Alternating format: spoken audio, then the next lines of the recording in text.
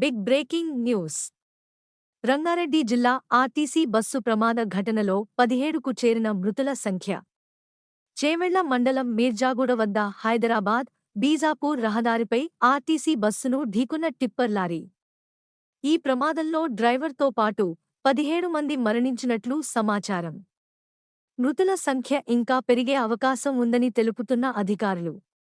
రంగారెడ్డి జిల్లాలో ఘోర రోడ్డు ప్రమాదం. ఆర్టీసీ బస్ను కంకర లోడుతో ఉన్న టిప్పర్ లారీ ఢీకొనడంతో అక్కడికక్కడే మృతి చెందిన డ్రైవర్.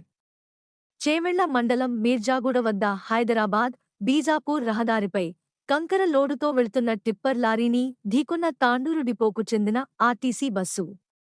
డ్రైవర్ అక్కడికక్కడే మృతి చెందగా తీవ్ర గాయాల పాలైన పలువురు ప్రయాణికులు.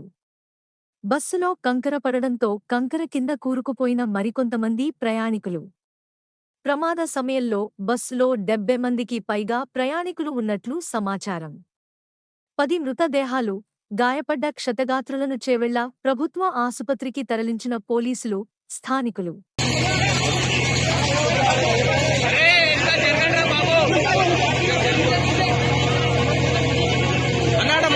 జాగ్రత్త అన్నా తీయడానికి లేదు బాబు, ఆయన ఆడ తీస్తాడు.